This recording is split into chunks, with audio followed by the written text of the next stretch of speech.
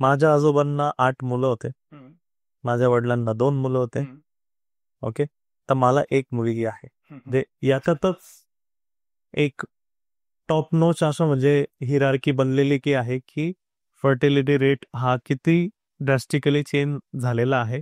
Okay, आणि हे जर चालू राहिलं तर 2034 मध्ये काय होणार आहे सर भारतात?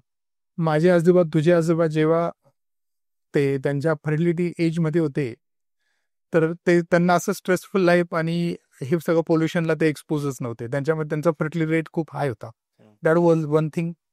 तेव्हा कॉन्ट्रासेप्शन नव्हतं. तेव्हा कॉन्ट्रासेप्टिव्ह म्हणजे कॉन्डम सुद्धा नव्हता. तेव्हा कॉन्ट्रासेप्टिव्ह पिल्स नव्हतात. म्हणजे काय व्हायचं तेव्हा, बिचारी आजी दर 2 वर्षांनी प्रेग्नेंट व्हायची.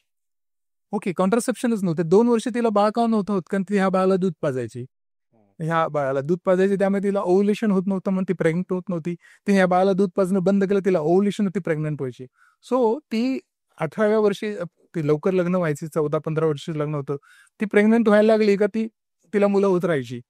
आणि मग आपण असं आठवलं, आम्हाला माझ्या आजीला 16 मुलं होती, त्यातली 8 गेली आणि 8 राहिली. अशी स्टोरीच होती तेव्हा. आणि दॅट वॉज तेव्हा maternal mortality rate, infant mortality rate, बालमृत्यू दर पण खूप हाय होता, कारण की सगळे वॅक्सिन्स नव्हते, lot of things were there.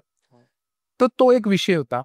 आता आपल्या वडिलांच्या काळात फर्टिलिटी रेट चांगली होते, परंतु गव्हर्नमेंट इम्पोजिशन होते. तुला म्हटलं ना ते हम दो हमारे दो, आणि तो एक नॉर्म आला होता 60s 70s 80s मध्ये, की नाही 2 मुलांच्या वर होऊ द्यायची नाही. पण आता परत जसं सगळ्यांना असं वाटतं की आम्हाला एकच बाळ हवं, तो एक फिलिंग आलाय. आणि त्याला अडॅप्ट झालं की फर्टिलिटी रेट कमी झाला, म्हणून हे सगळं असं होत चाललंय.